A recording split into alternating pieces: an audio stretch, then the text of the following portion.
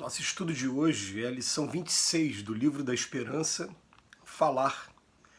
Seja, porém, o vosso falar, sim, sim, não, não. Está em Mateus capítulo 5, versículo 37.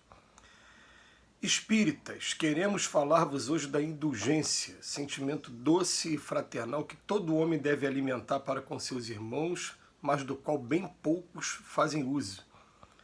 Capítulo 10, texto 16 do Evangelho segundo o Espiritismo.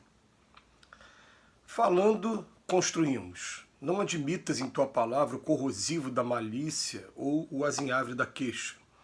Fala na bondade de Deus, na sabedoria do tempo, na beleza das estações, nas reminiscências alegres, nas induções ao reconforto.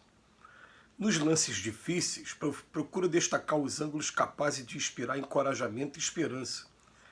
Não se refiras a sucessos calamitosos, senão quando estritamente necessário, e ora em silêncio por todos aqueles que lhes sofreram um impacto doloroso. Tanta vez acompanhadas com reverente apreço os que tombam em desastre na rua.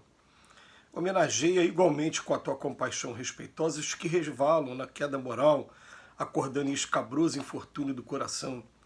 Se motivos surgem para admoestações, cumpre o dever que te assiste, mas lembra que o estopim é suscetível de ser apagado antes da explosão e reprime os ímpetos de fúria antes que estourem na cólera.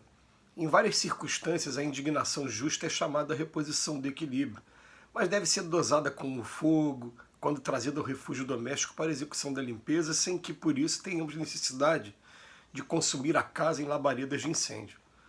Larga à sombra de ontem os calhaus que te feriram.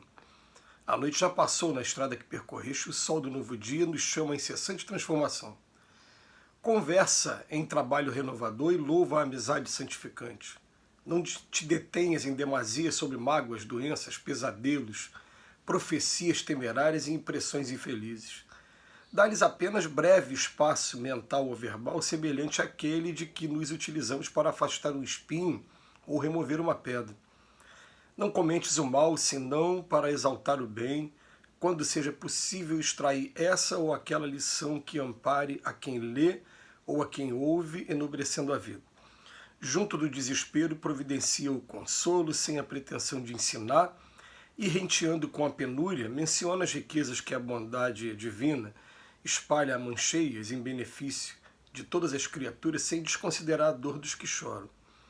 Ilumina a palavra, deixa que ela te mostre a compreensão e o amor onde passes, sem olvidar o esclarecimento, sem prejudicar a harmonia.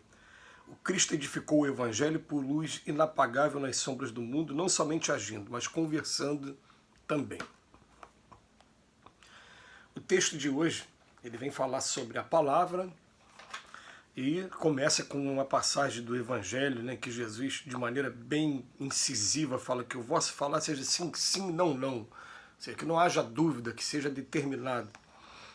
Mas a gente vai estar analisando aqui a palavra como uma proposta de terapia para cada um de nós, para que a gente comece a partir de agora a observar qual a finalidade e qual o resultado atingido por nossas palavras. A gente fala finalidade e resultado porque a finalidade ela depende da gente, é a nossa intenção. O resultado nem sempre depende da gente, mas o resultado também merece ser analisado, porque às vezes a forma como a gente fala, a entonação que a gente usa, né, e até mesmo o jogo de palavras podem provocar interpretações diferenciadas, e essas interpretações é que vão levar para tudo isso que o Emmanuel vem falando aqui, né, que pode estar levando para cólera, pode estar levando, às vezes você vai falar uma coisa, o ser humano tem essa tendência, né, ainda, né? Você, para poder ilustrar um exemplo, para poder trazer uma mensagem boa, você usa uma coisa que foi ruim. Aí o ser humano se apega mais àquilo ruim que você falou e não pega a mensagem boa que fica por trás disso. Isso costuma acontecer mesmo. Por isso que vale a pena a gente analisar primeiro, né, a intenção nossa, né, e segundo, qual foi o resultado. Então, na intenção, o que ele usa aqui para a gente? das minhas palavras, que não saia nada que possa estar prejudicando as pessoas. Se a gente for fazer alguma análise de algum comportamento equivocado desse ou daquele personagem, amigo, pessoa próxima ou parente, que seja para que sirva de alerta para a gente ser amigo e chegar perto da pessoa e tentar conversar com a pessoa e também não fazer a mesma coisa.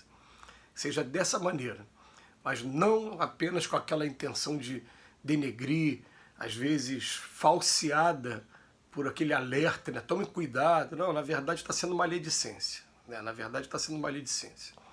A gente vai começar a pensar assim, quando eu tenho o coração voltado para tentar ajudar realmente aquela pessoa, raramente eu vou estar comentando alguma coisa, algum deslize dela, alguma coisa que desabone a conduta dela.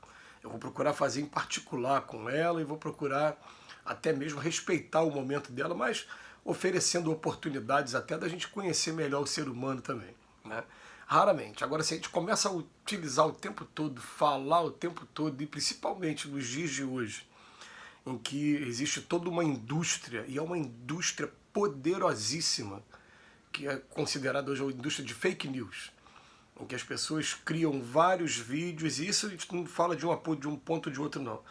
Hoje, tanto um lado como o outro fazem isso. Descobrir o poder que isso tem, então estão fazendo. Hoje não tem santo na história, né? Então, tudo que chega pra gente, antes da gente compartilhar, né, primeira coisa, né, aqueles crivo que os gregos usavam lá atrás, né? É verdade? Aí procura pesquisar a fonte. Tem dúvida? Para por aí, não compartilhe. Ah, tá bom, é verdade, então é bom. Ah, tá. Ó, às vezes eu não sei se é verdade, mas isso aqui é bom, vai trazer uma coisa boa. Tá? Não é bom? É útil? Tem utilidade? Às vezes uma coisa não é verdade, é mentira. Às vezes não é uma coisa boa, é uma coisa ruim. Mas às vezes tem uma utilidade, que é fazer a gente abrir os olhos, né, também. Mas peraí, não é verdade, nem é útil, nem é bom. Para que eu vou ficar transmitindo para as pessoas? E o pior de tudo, né? A gente já toma ainda aqueles... a mensagem quando a gente recebe e começa a falar, abraçar aquela ideia como se aquela ideia tivesse sido originária minha. Aí a responsabilidade acaba sendo até maior, né? Porque nós somos responsáveis pelos pensamentos que a gente provoca nas pessoas também. Né? Então a gente tem que começar a parar para pensar na importância da palavra. A palavra, ela pode estar aqui revestida de instrumento maravilhoso na mão dos espíritos amigos para estar proporcionando sempre oportunidades novas.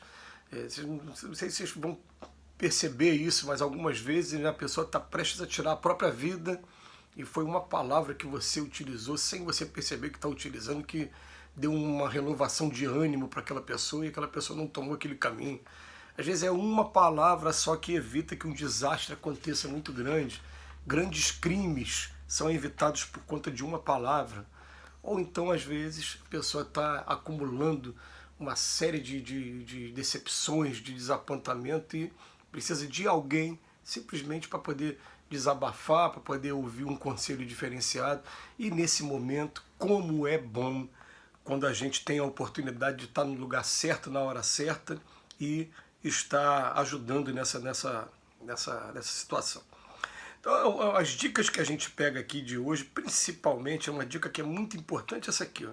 Não comente o mal, senão para exaltar o bem, quando seja possível extrair essa ou aquela lição que ampare a quem lê ou a quem ouve, enobrecendo a vida. Então eu só vou comentar o mal se for para exaltar o bem. Né? Porque a gente tem que tomar um cuidado muito grande, porque você vai falar assim, poxa, Pedro negou Jesus 3 vezes, mas depois Jesus deu a oportunidade para Pedro e Pedro por 3 vezes falou, eu te amo, mestre. Na terceira, quando o galo cantou, ele entendeu o simbolismo ali, né, para quem conhece a passagem bíblica, e chorou. E esse choro foi de um arrependimento tão sincero que ele se tornou a pedra de todo o movimento cristão. Aí você vai contar essa história e vai ter gente, infelizmente, que vai falar, tá vendo? Pedro foi um traidor. Ele traiu Jesus 3 vezes. Vai ficar só com essa informação. Né? Não vai pegar o lado bom. Por isso que é bom de tomar muito cuidado com a palavra. Que Jesus nos abençoe hoje e sempre.